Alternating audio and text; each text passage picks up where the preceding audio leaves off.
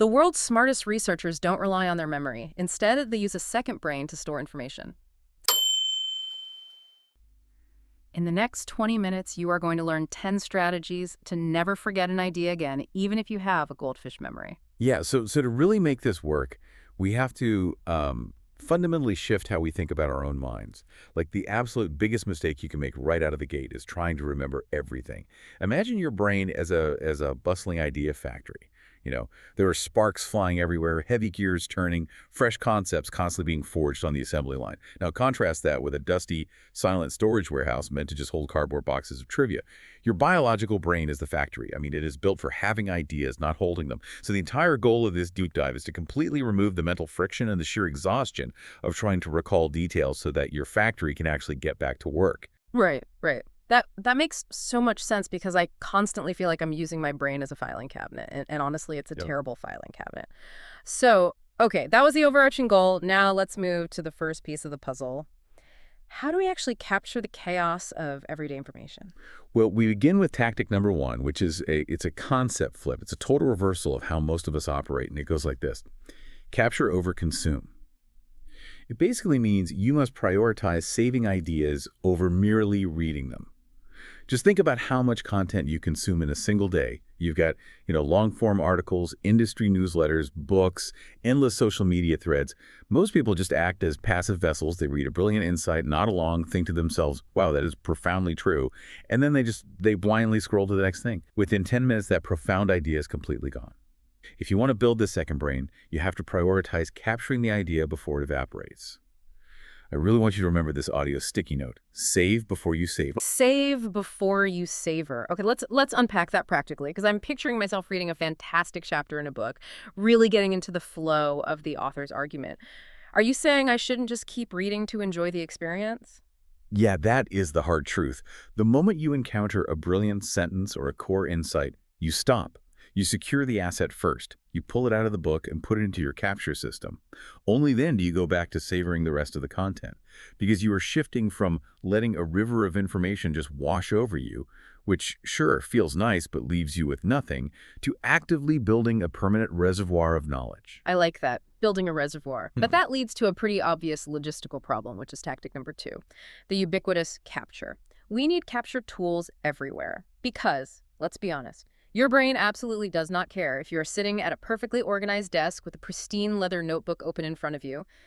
The best ideas almost never strike then. They strike when you are entirely unprepared. Exactly. They usually hit when your mind is wandering. And if you don't have a frictionless way to catch those ideas the second they arrive, you're essentially telling your subconscious that its spontaneous breakthroughs just aren't valuable enough to keep. Right, but what does that actually look like for you, the listener? Right. Let's make this sensory. Imagine the visceral feeling of jumping out of a warm shower, completely dripping wet, water pooling on the bath mat, just to frantically scribble a breakthrough thought on a waterproof notepad stuck to the tile. Or imagine you're driving.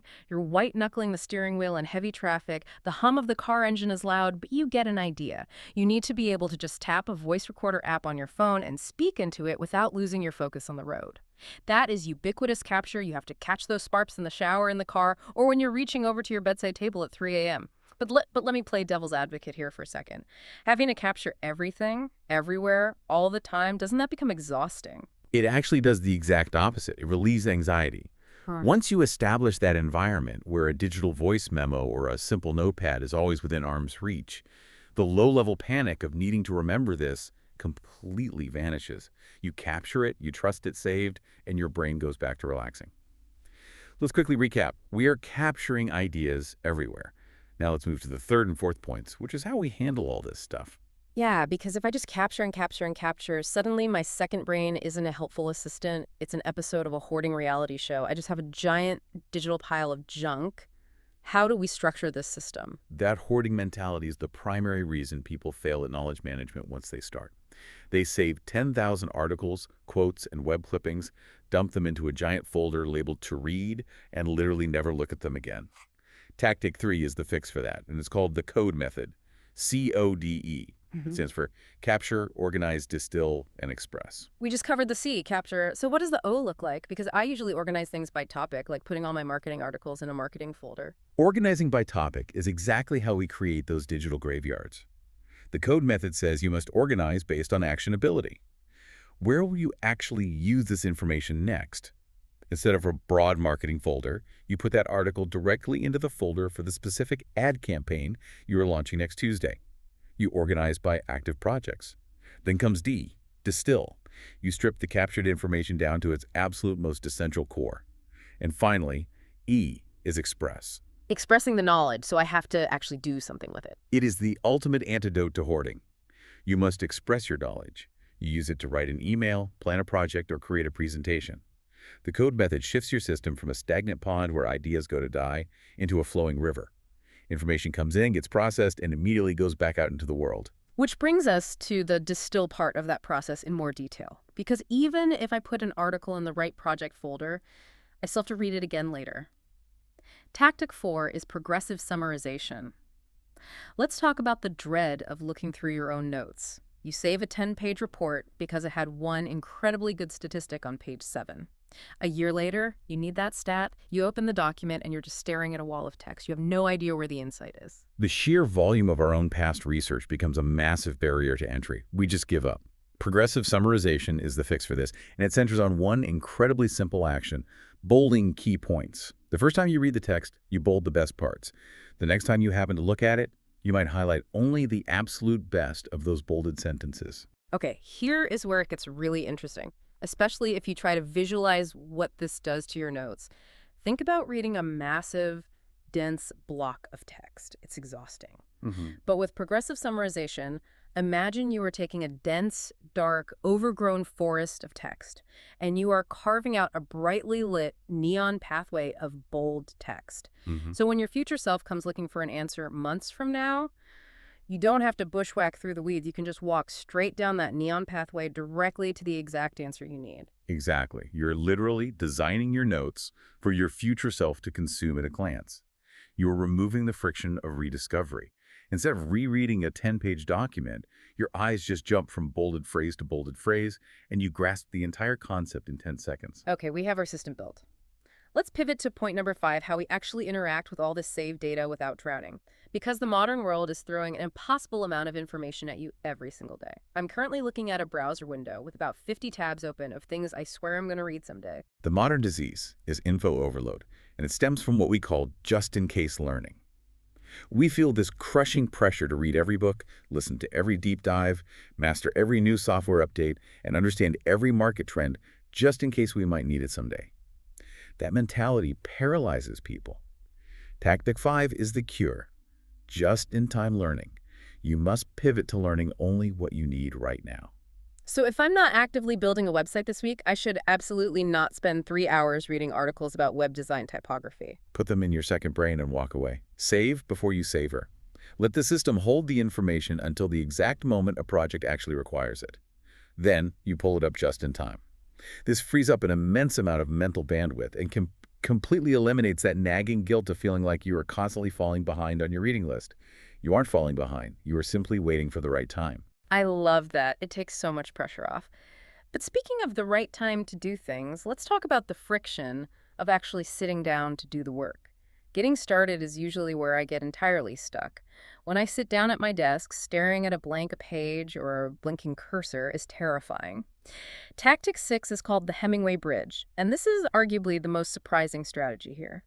You're saying the fix for writer's block or any kind of starting block is to stop mid-sentence. It feels incredibly counterintuitive. When we are in the flow, our instinct is to push until we finish the thought, finish the paragraph, or finish the project phase. We want the satisfaction of completion. Wait, hold on. If I'm writing a proposal and I know exactly what my conclusion is going to be, you're telling me I should literally type, and therefore the best course of action is to, and then just shut my laptop, walk away. That sounds like madness. My brain would be screaming to finish that sentence. Why on earth would I sabotage my own momentum when I'm in the zone? Because that screaming is exactly what we want to harness. When you drain the tank completely at the end of the day, you burn through all your momentum. You leave your future self with a cold engine the next morning.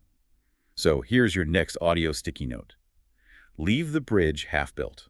By stopping when you know exactly what comes next, you are doing your future self a massive favor. Let's describe the physical relief of this, because once you try it, the feeling is palpable. Imagine sitting down the next morning, coffee in hand, dreading the start of the workday.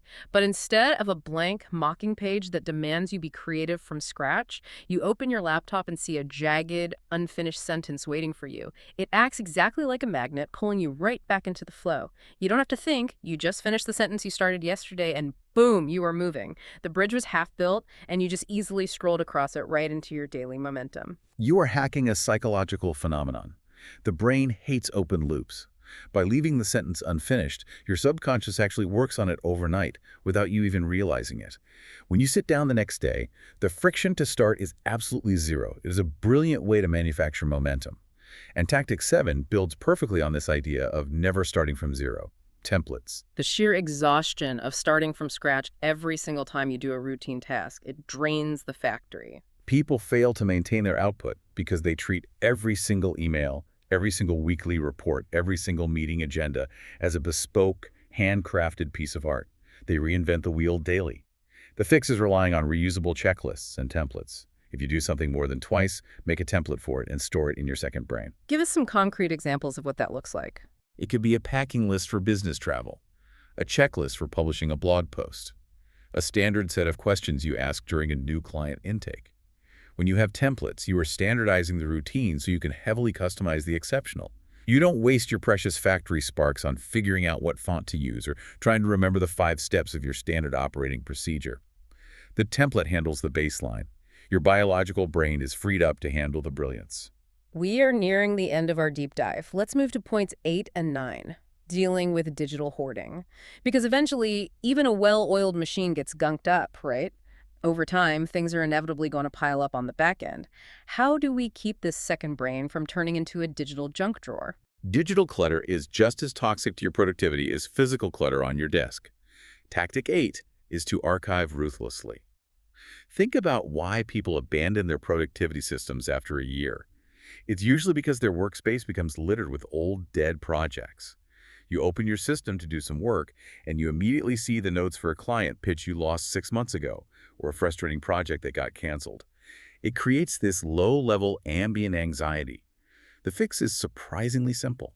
Hide old projects. Out of sight, out of mind.